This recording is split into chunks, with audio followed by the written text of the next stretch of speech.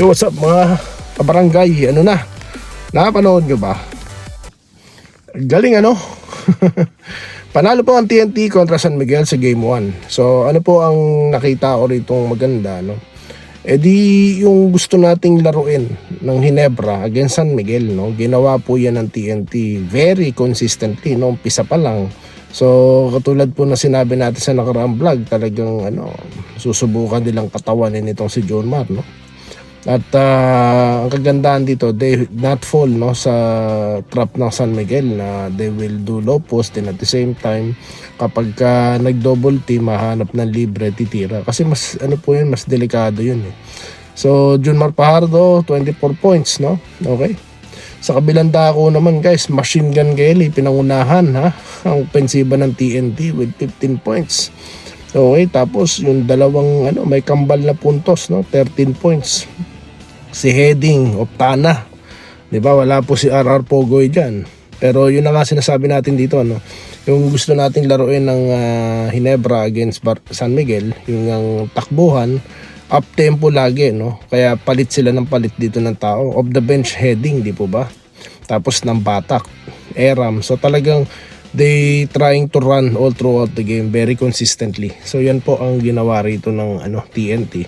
Kaya definitely naipanalo nila ito.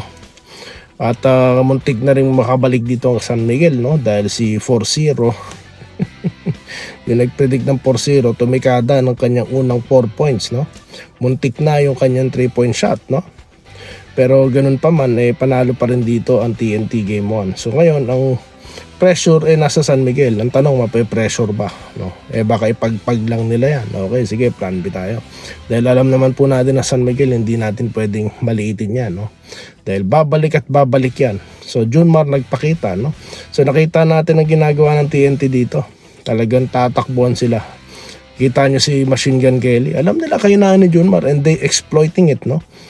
Aatake sila, tapos si BGR lagi na iiwan sa ilalim. Ewan ko ba ba't hindi nababasa ng San Miguel yon, or siguro talagang masyado lang malikot sa ilalim ito. Malikot! Itong si BGR, po. So congratulations po dito sa TNT. Job well done, no? Sabi ko sa inyo, battle of the minds ito mga boss. So yan po, no, ang ginawa ng TNT, like we always expecting them to do, no? Okay, so sa San Miguel, we expecting them to retaliate hard, no? Okay, so yan lang po muna guys. Mamaya na po ang comments natin at yung iba pa po nating topics dito sa Doy TV Sports. Maraming salamat po sa inyong lahat. Salamat po sa panonood. Subscribe na para sa mga susunod na basketball at boxing videos.